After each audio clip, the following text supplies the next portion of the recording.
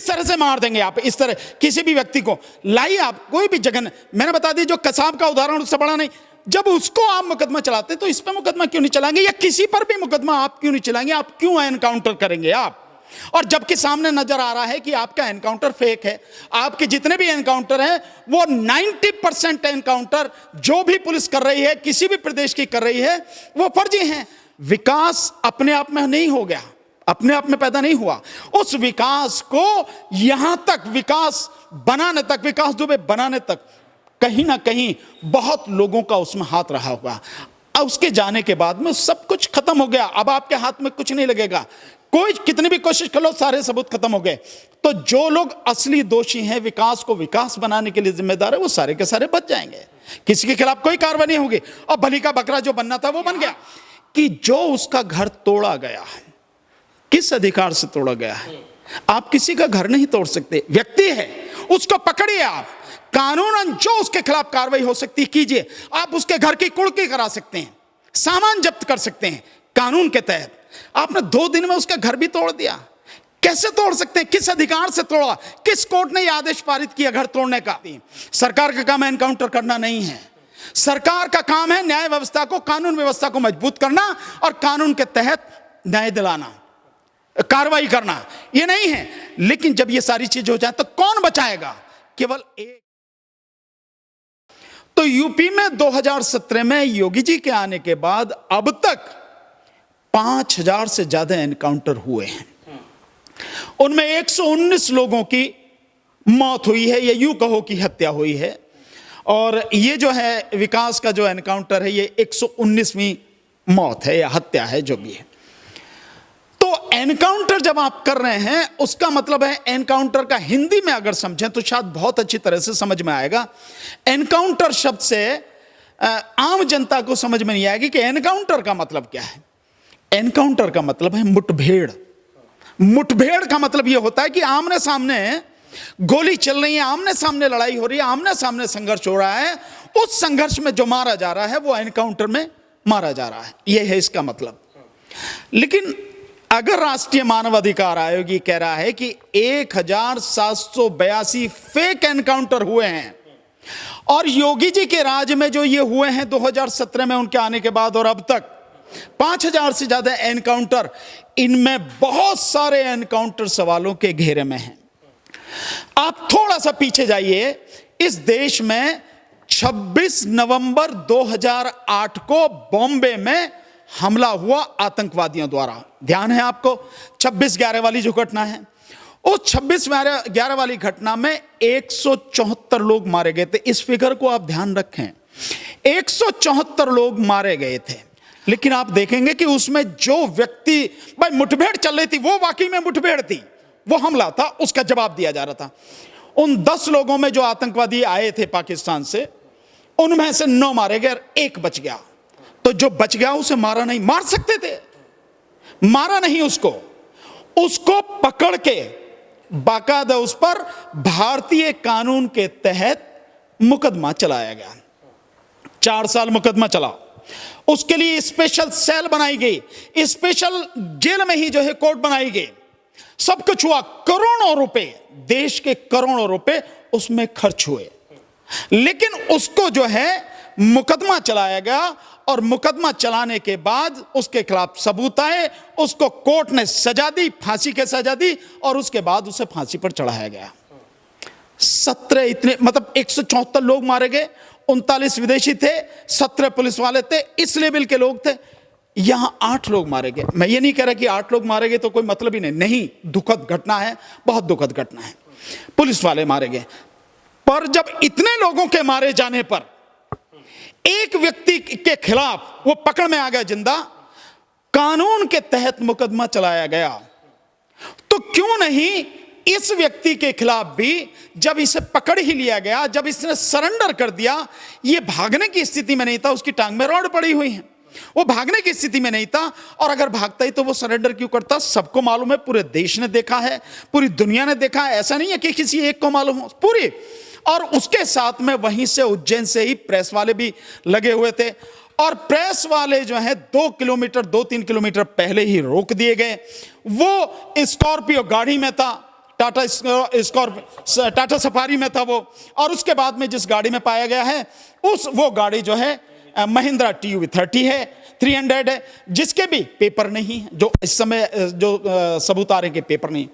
तो क्या समझ में नहीं आ रहा कि ये बिल्कुल फेक एनकाउंटर है, फर्जी एनकाउंटर है, और बिल्कुल खुलेआम सबको दिख रहा है कि फर्जी। और ये जो फर्जी एनकाउंटर है, जब आपने पकड़ लिया तो क्यों मारा?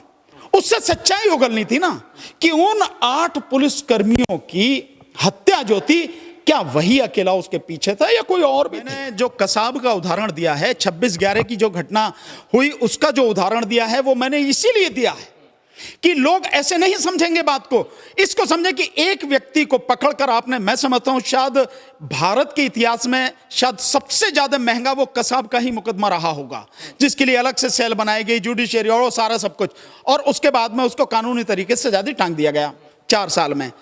क्या इसमें नहीं होना चाहिए था ऐसे ही? भाई उसके खिलाफ उससे सारा पूछा जाना चाहिए था, वो सब कुछ सामने आना चाहिए था कि कौन कौन पुलिस वाले, क्या वो सीनियर अधिकारी हैं या कोई और प्रशासन के लोग हैं, या कौन कौन से MLA हैं, MP हैं, मंत्री हैं, शासन प्रशासन के कौन कौन लोग उसके पीछे हैं साथ में। वो सारी सच्चाई सामने नहीं आनी चाहिए थी। और अब जो सामने आ रही है, मैं नहीं जानता कि वो कितनी सच है झूठ है, लेकिन एक वीडियो चल रहा है जिसमें कहा जा रहा है कि 11 MLA और मंत्री वगैरह भी उसमें हैं, और 5-6 जो IPS ऑफिसर पुलिस वाले भी उसमें हैं, और कई लोग हैं, और बताया जा रहा है कि 50 लोग उसके हैं पुलिस वाले, उसके घर पे आते थे। ये जो स्थिति है, देखिए सबसे बड़ी क्या है, क्या यहां जंगल राज है?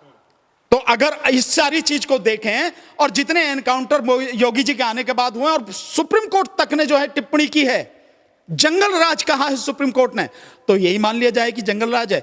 तो क्या हम जंगल राज स्थापित करने के लिए, उसे बढ़ाने के लिए, इस बात के लिए सरकार है?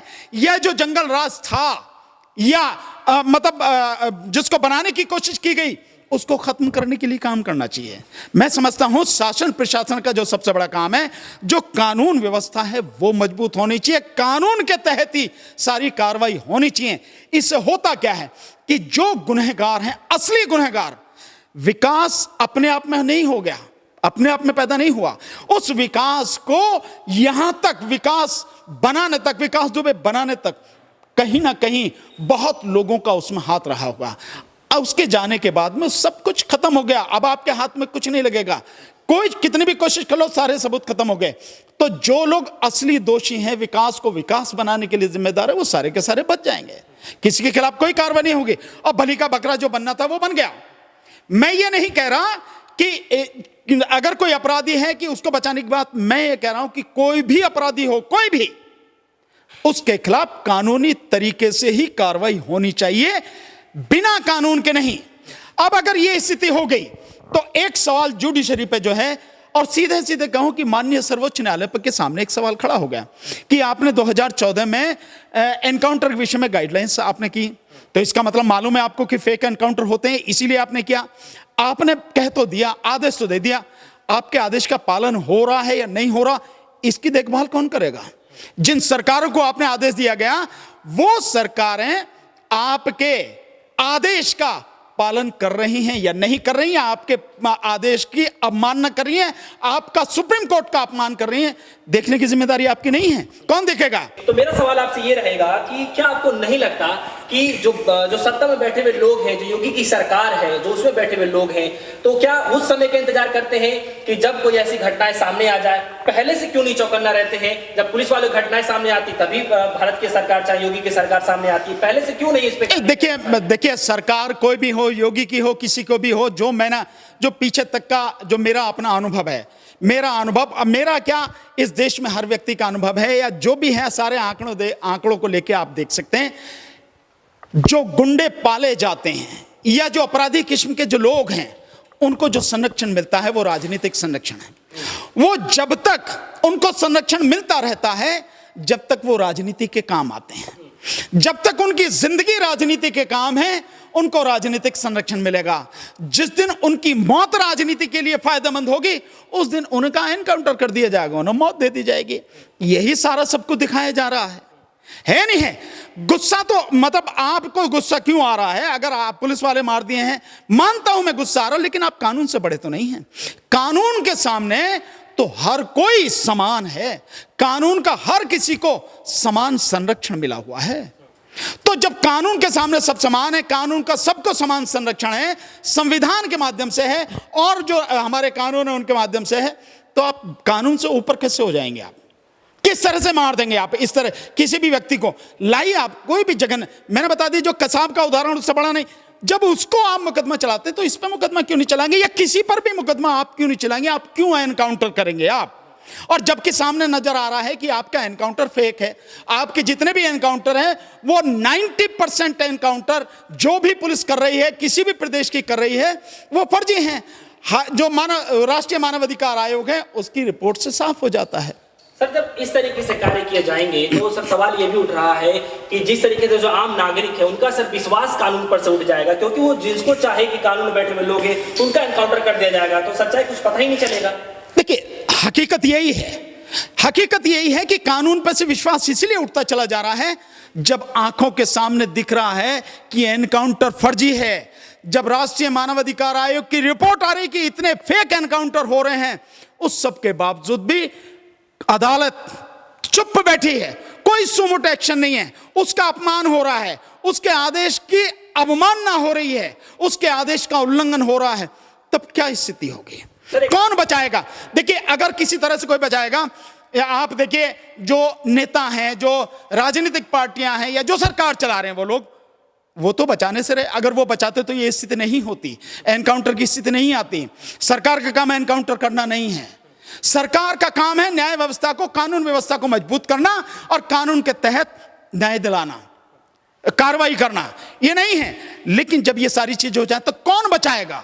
केवल एक, वो है अदालत, क्योंकि अदालत के पास ही संविधान की रक्षा का अधिकार है, अदालत के पास ही इतनी ताकत है कि वो किसी भी सरकार के खिलाफ, किसी भी नेता के खिलाफ, किसी के भी खिलाफ अपनी उस ताकत का, अपनी उस अधिकार का सदुपयोग करके न्याय व्यवस्था को, कानून व्यवस्था को बचा के रख सके, उसे जिंदा रख सके। एक आखिरी सवाल है कि करीब 2 हफ्ते करीब होने वाले हो गए हैं जब हमारे 8 पुलिसकर्मियों की हत्या कर दी जाती है, बंदूक से भून दिया जाता है विकास दुबे द्वारा।